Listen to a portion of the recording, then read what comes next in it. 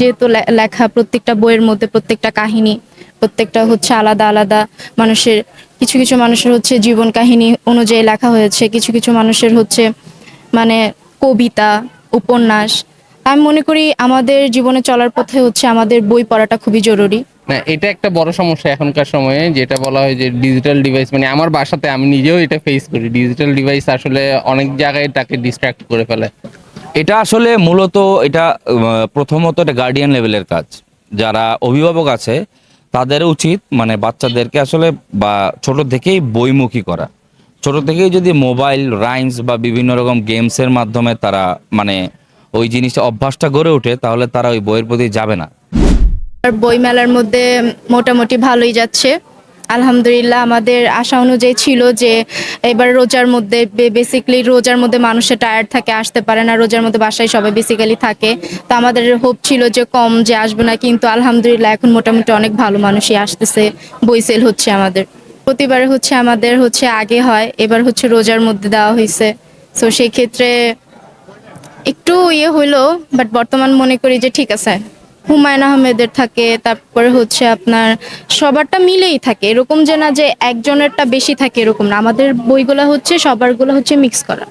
হ্যাঁ, প্রথম দিন অনুযায়ী আলহামদুলিল্লাহ ভালো ছিল, আজকেও মোটামুটি অনেক ভালো। মানে গতকালকের প্রথম দিন অনুযায়ী দ্বিতীয় দিনের মানুষ সংখ্যা অনেক বেশি দেখতেছি এবং আমাদের সেলও হচ্ছে। এখন হচ্ছে রোজা টাইম, ইফতারির পরে আরো মানুষ আসতে পারি এরকম হচ্ছে সম্ভাবনা রয়েছে। যেহেতু লেখা প্রত্যেকটা বইয়ের মধ্যে প্রত্যেকটা কাহিনী প্রত্যেকটা হচ্ছে আলাদা আলাদা মানুষের। কিছু কিছু মানুষের হচ্ছে জীবন কাহিনী অনুযায়ী লেখা হয়েছে, কিছু কিছু মানুষের হচ্ছে মানে কবিতা, উপন্যাস। আমি মনে করি আমাদের জীবনে চলার পথে হচ্ছে আমাদের বই পড়াটা খুবই জরুরি। আমাদের মানে জ্ঞানের মধ্যে অনেক কিছু আমরা জানি না, যেগুলো বই পড়লে আমরা অনেক কিছু জানি। তাই থিঙ্ক আমি মনে করি যে বই মেলায় আসা বা হচ্ছে বই কিনা, বই পড়া। এটা তো এমন একটা জিনিস যে ইন্টারন্যাশনালি সবাই আমাদেরকে এটার জন্য কি বলে যে ওয়েলকাম করে, বা এটার জন্য ওরা জাতিসংঘ আন্তর্জাতিক মাতৃভাষা দিবস হিসেবে এই জিনিসটাকে তুলে ধরেছে। তো এটার জন্য আমরা অবশ্যই গর্বিত। আর এমন একটা ভাষা যে ভাষার মানে আমরা যেহেতু আমি বাইরের কোম্পানিতে চাকরি করি, যে এমন একটা ভাষা যে ভাষা আসলে বলাটা অনেক কষ্ট, শুনতে খুবই সুন্দর।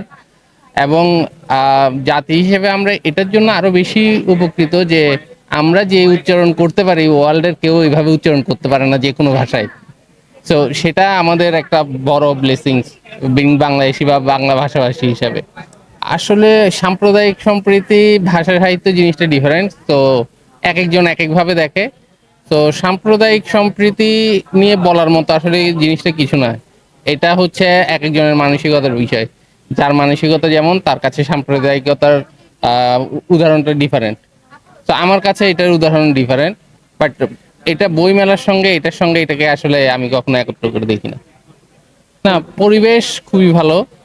যেহেতু এখনো শুরুর দিকে তেমন কিছু এখনো শোনা যায়নি। নিরাপত্তা অন্য অন্য যে কোনো বার যেমন থাকে এখনো পর্যন্ত সিকিউরই আছে, ভালো লাগছে।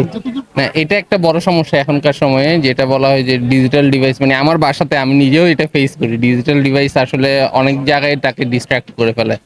বাট আমি ছোটবেলা থেকে আমরা বড় হয়েছি এমন ফ্যামিলিতে যে আমরা বই পড়ে বড় হয়েছি। সো আমি মনে করি ওইটাতে অনেক বিকাশ হয় বা জ্ঞান অর্জনটা আরো ভালো হয় বই পড়ে শুরু করলে। মানে আমি পার্সোনালি ডিজিটাল বুক থেকে পেপার বুক পড়তে বেশি পছন্দ করি। তো আমি চাই হচ্ছে ওরাও সেভাবে বড় হোক, তাই এখন থেকে করে। ইউজুয়ালি আমি বলতে গেলে আমি উপন্যাস বা এই ধরনের জিনিস খুবই কম পড়ি। আমি পড়ি সাধারণত ভ্রমণ কাহিনী বা বাইরের সায়েন্স ফিকশন জাতীয় জিনিস। তো বাংলাদেশে একসময় জাফর ইকবাল স্যারের বই পড়তাম। এখন আরো অন্যান্য কিছু সায়েন্স ফিকশনে এই ধরনের বই পড়ি।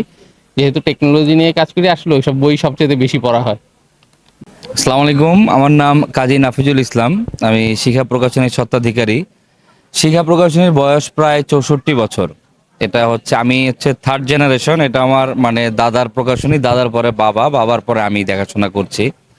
তো শিখা প্রকাশনীতে প্রায় আপনার এই 1700+ বই আছে। এখানে হুমায়ুন আহমেদ, জাফর ইকবাল থেকে নিয়ে জহির রায়হান, মানে বাংলাদেশের যত স্বনামধন্য লেখক আছে তাদের কম বেশি সবার বই আছে এখানে। বই কিনে কেউ দেউলিয়া হয় না, আপনারা সবাই বই পড়বেন। আসলে এখানে বলতে গেলে তো আসলে অনেক কথাই বলতে হয়। দেখা গেল যে দিন শেষে কিন্তু বই, মানে বই বিক্রি করেই কিন্তু আমাদের জীবিকা নির্বাহ, এবং আমরা কিন্তু বই বিক্রি করেই খাই।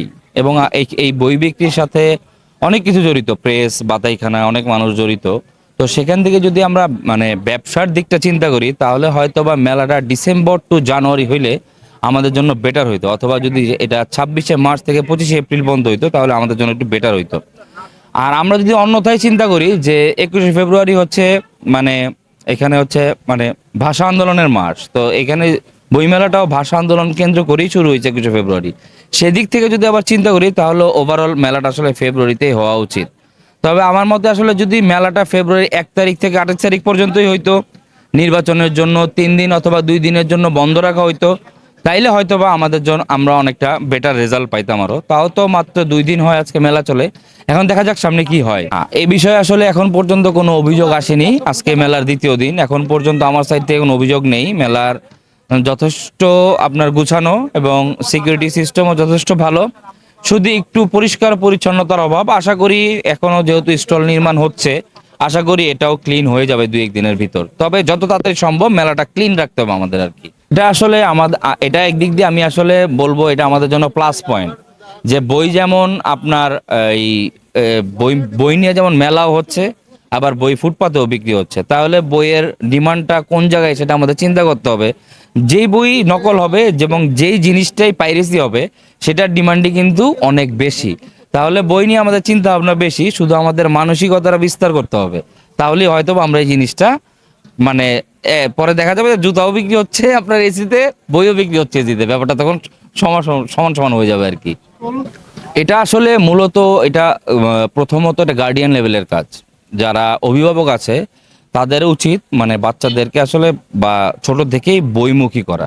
ছোট থেকেই যদি মোবাইল, রাইমস বা বিভিন্ন রকম গেমসের মাধ্যমে তারা মানে ওই জিনিসটা অভ্যাসটা গড়ে ওঠে, তাহলে তারা ওই বইয়ের প্রতি যাবে না।